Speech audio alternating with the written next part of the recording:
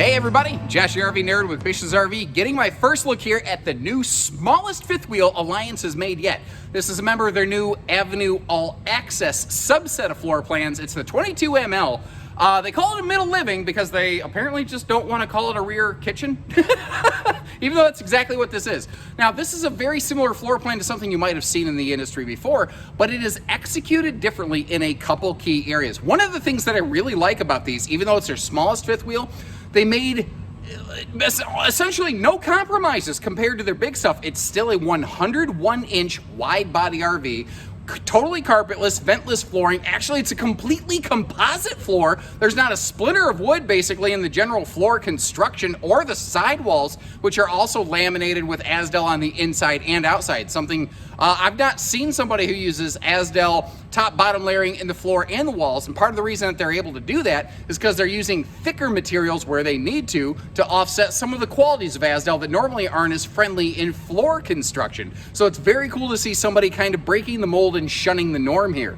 It's a 101-inch wide body product with a carpetless floor flush slide, no vents in the floor, super pet friendly kind of floor plan. Very, very good if you like to camp with those four-legged furry friends. You got a true queen bed upstairs, but with the wide body nature of this thing, the bedroom and the bathroom are both bigger and more spacious than what you normally get out of small fifth wheels. So if you're a little bit more American size, like this old idiot right here, you fit in this thing a lot nicer than a lot of other small RVs. But what's kind of crazy is it's not really heavier. It almost reminds me of the way that Open Range used to attack things, being bigger but lighter. They're wider, but with things like the double Azdel using plywood instead of OSB, they are saving some weight.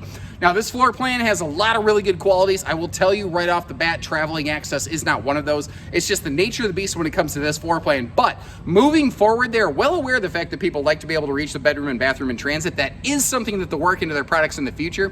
And if you have a point of concern or criticism, leave that feedback in the comments. Also, let them know what you like about this so they keep doing it, and we can get that feedback back to them. So I did something I don't normally do. I thought really long and hard, but specifically about where I want to start recording in this RV, and it feels like a very entertainment-focused floor plan for me, so it only felt appropriate to actually begin over here, like in the theater seat overlooking the entertainment center. Now, first of all, I don't use wide-angle camera lenses. This is what the RV will look like when you see it in person.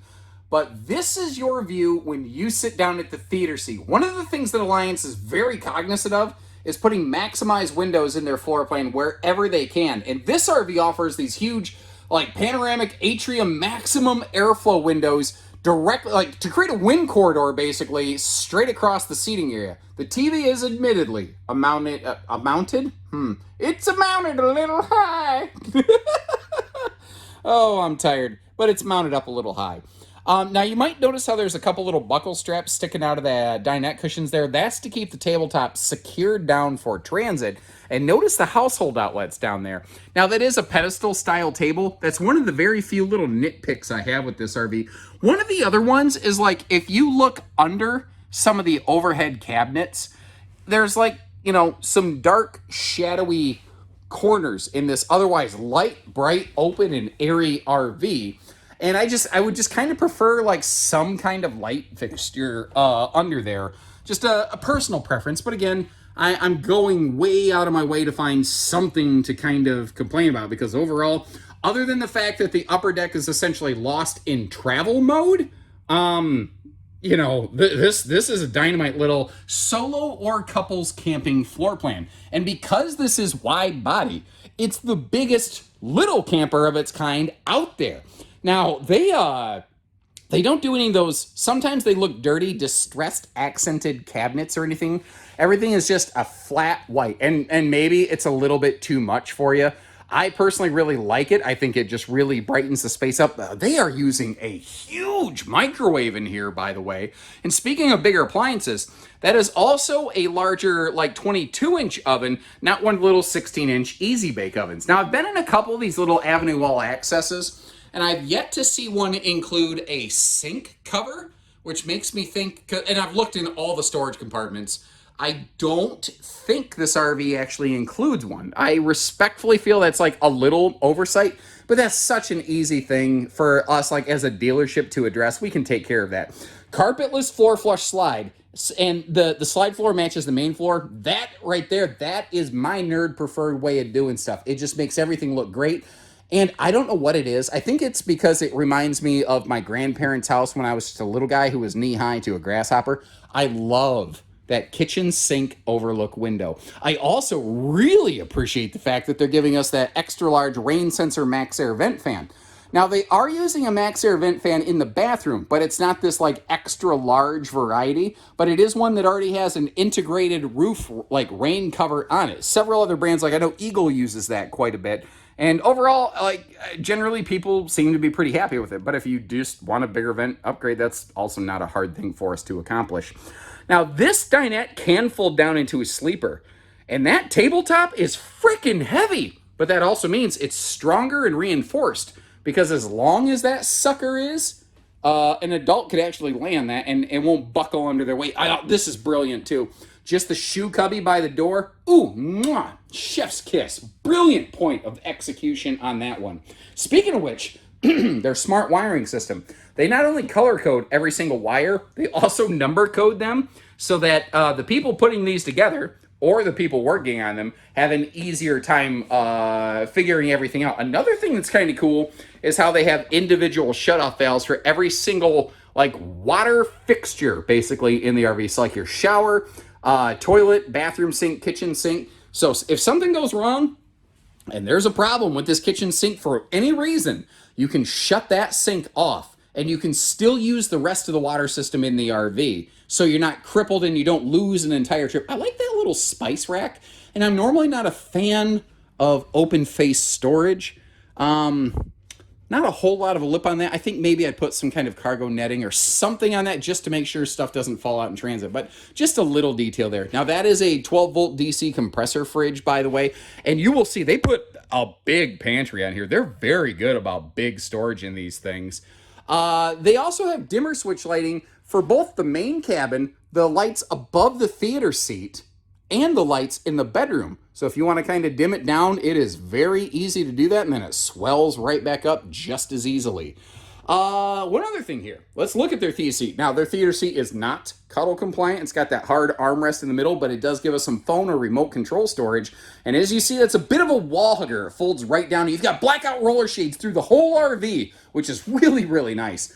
And again, what they've done here very nicely is they have really maximized some storage capacity by even getting the entire dinette in on the excursion, basically. Now, this rear kitchen, it's not only good prep space, but it's pure storage. It's such an effective use, and it's a ton of kitchen in a very otherwise small RV. I love what they've done with that, and they've got that 12-volt fridge as well as that big pantry over there to just kind of finish it off. Dedicated room for wastebaskets, bigger microwave. You might have noticed how well, I don't know if you noticed that. Did you notice how all of the like cabinet door hardware is magnetic? So you have to like really pull on these things to pop them open. And instead of those little clips, like if you're going down the road and that door bounces, it will re-catch itself and it doesn't want to pop back open. It's little details like that sometimes that make the biggest difference overall. Now, sliding backwards here, might as well just keep on keeping on like Joe Dirt. We have ourselves a sliding pocket privacy door. There's a look at that different kind of max air fan that I was telling you about there. It is the smaller fan, but this is a smaller room, and it already has a rain-blocking roof cover built right into it. Good enough headroom, I think, for this bathroom space right here. They did a pretty nice job of that. And it's also good enough elbow room, even if you're a little bit bigger like me. But if you're even bigger than me, you're going to fit around that porcelain foot flush stool very, very nicely. They did just an absolutely awesome job of that. They also did their bathroom storage a little different here with that linen cabinet, giving you some X-ray vision peeks inside there. They give us some floor-to-ceiling, pretty serious storage. Most manufacturers will put that over next to the toilet, and it can feel boxy around the toilet. I like that they didn't do that. Now, a little thing I noticed, that is as far as the bedroom door opens, and there's actually a magnet clip behind it. Because their like chassis structure is so much bigger and thicker, they had to leave the door open slightly. Now, here's an update note that I got from the brand manager before. Basically, if you look at this right here, hold on, you can't really see that. Let me shed some light on the situation. There we go. If you look at that outlet, there's no USB plugs here right now, but there will be. That plug is going to have some USBs integrated right into it. And notice everything has a smooth edge radius to it. There's really not sharp corners where you can stab yourself in the face, you know, in the bedroom. And with the wide body chassis, they've got more room to walk around the bed. And it's not a small bed. It just looks a lot smaller in here because it's a bigger room. That is a 60 by 80 true queen. I don't believe they're currently offering a king swaption, so kind of keep that in mind. Now, if I get you in here and spin you around like a record, baby, you see where we've got our TV hookup across from this. Now, it looks ugly sometimes. Alliance creates their own little stickers to let you know certain things, but they make them intentionally designed to peel off easy without ripping up your wallpaper. But that means sometimes while they're brand new, if it gets hot and cold, they curl a little bit, but they're intended to come off. They're not intended to stay there purposely. So you can peel that right off and it's gonna look just fine. These Avenue All Access units do their air conditioning systems differently from the rest of the Alliance RVs. Normally, you have centrally ducted air only in the bedroom and bathroom, and this still has that, but these smaller units standard come with only one air conditioner centralized from the living room to the whole house because it's a smaller rig. This second air conditioner up here is a factory available option, and if you want to breathe icicles in this space, buddy, you can do it. Now, this doesn't have a closet slide, but you've got a big extra dedicated closet over there, not to mention some bonus dresser storage below it. And notice how it's totally flat flooring in the bedroom with no ankle breaker step of death around the bed. It's because they use a totally different, like custom engineered chassis on these with a totally different front end that allows them to keep everything flat all the way to the front of the RV. It's one of those very unseen differences, and if you want to really learn more and see how they do that, check out my full factory video tour of Alliance, and you get to see how they're doing this. Now, you might have noticed I demonstrated I call them auto close doors because they're not strutted. That is one of the only other little nitpicks that I have in this RV. Now, for whatever reason, I just seem to be enjoying the Michael Jackson moonwalk, so we're just going to keep on with that, because I think that that'll give us a nice, easy transition to show you what I think is potentially one major deal breaker with this RV that some people might have issue with and some might not, but that's what happens in road mode. And that's what I'm talking about right there. And I hope you appreciate the fact that I kind of go out of my way to showcase things that might actually prevent you from buying this RV. I try as much as I can to be as fair as possible, and Bish's RV, we want you to get your second camper the first time. Some people don't care about upper deck access. I personally don't mind because I don't mind just opening the slide real quick if I need to do it somewhere, but not everybody has that luxury or preference. Some people just want to be able to get to everything. That being said, what you can do here is have a snacktastic travel stop because the dinette is not located in the slide. And like, for instance, in the towable RV industry, it's never recommended to sit in the slide unless it's fully extended. But this seating does not have that limitation on it. So you can sit down, have a sandwich, you can get to the refrigerator and the pantry to get to that stuff. I think you can get to enough of the kitchen cabinetry. You can reach over if you had to and get to the sink to wash your hands real quick. This one does allow for what I call snacktastic travel access in a way that just not every opportunity affords you that little luxury kind of feature. Now we're going to start right down here underneath. We're going to go from bottom to top. We have ourselves an enclosed underbelly with radiant barrier, forced air heating, and holding tank heaters standard on every model. And if I run you over here to the left a little bit, you see also that they do include on these a handy little stinky slinky sewer tube so you can keep that nasty sewer worm under control. And you don't have to mix it in with all your cargo stuff in this pass-through storage compartment, which also, of course, has our docking center over here, which is very nice. And they do give us a way to close the baggage door and run your water hoses and stuff in and out. I also like that dedicated kind of wet tray that they have there. And for various service-related purposes, they give us easy access to some of those systems kind of things. So like if you need to get to your water pump and change that out for some reason, you can do that. Auto leveling control over here where it's, you know, locked away, but also easy to access. And I like that position because while you're operating that auto leveling control, you can physically line of sight the pin box to see how high or low you got to get it to get hitched up to the truck. Now, just in case I rattled off too much information too quickly, yeah, 4-point auto leveling is standard on these. There's been a lot of people recently who suddenly have this idea that if it's not 6-point auto leveling, it's garbage. This RV is physically too small to accept a 6-point auto leveling system. It won't work properly. The sensors won't work properly. They're using the best system that, you know, is basically readily available for something like this.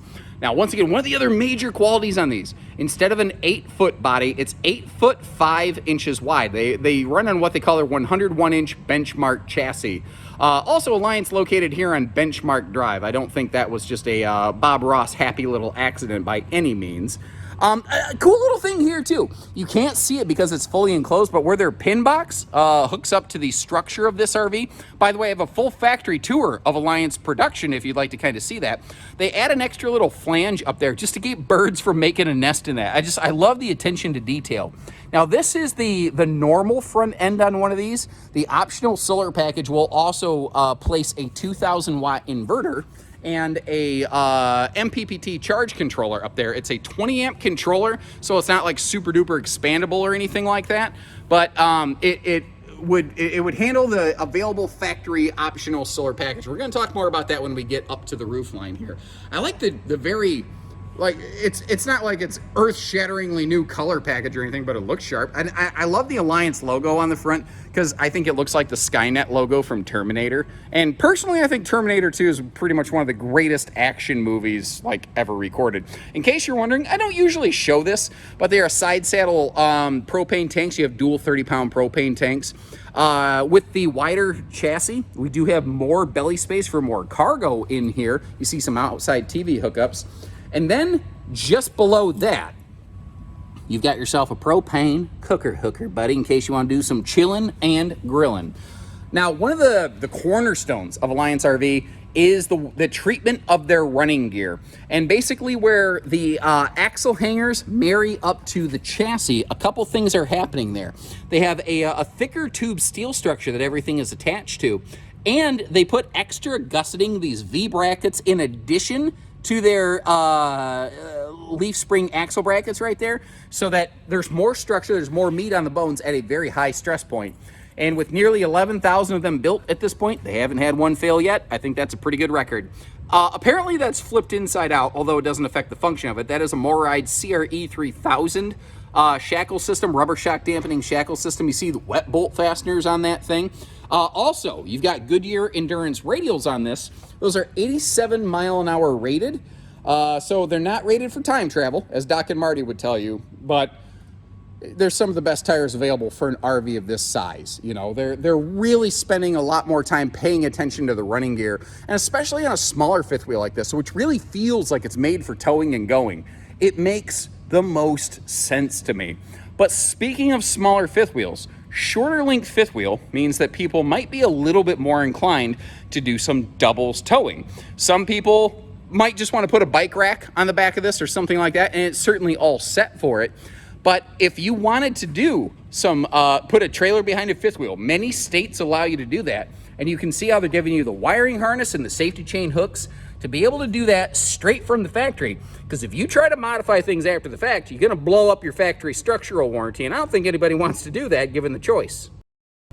Now, to help with the efficiency of the air conditioner, you see that little white hockey puck right there? That is a roof attic vent. So basically the heat that builds up in the summertime in this roof's construction, it allows a lot of that to breathe out. Notice too, to help with this, they are using white AC shrouds. And I think more than any of the other products, because again, this does have more centralized ducting, even though it's not a lot more because it's a small coach. They're really being cognizant of that. Also, they're using a PVC roof membrane, which is more puncture resistant, more sun reflective. It's easier to repair. It just costs a little bit more per square foot. They're just using a better thing up here. Now, we're actually getting a look at two different options. By default, at the time of this filming, These are roof solar prepped only. However, if you look forward, that avenue up there, you can barely see in the distance, that big 320 watt black solar panel. Now that solar package comes with that panel, a 20 amp charge controller, MPPT variety by the way, but 20 amp means that that panel is maxing it out. And a 2000 watt inverter to invert all the receptacles in the RV. Will not run the microwave, will not run the air conditioner. Just in case you were curious, if that was information you would have asked and I answered that for you, click the like button on the video, leave us a comment that says, hey, thanks. But my question is, do you think they should standardize that solar package or should that remain an option? I want to get some feedback to them. Now, up here, you see this white chimney pipe? That is basically what we call the stink pipe coming off your holding tanks. This black one I thought was the same thing, but it's not.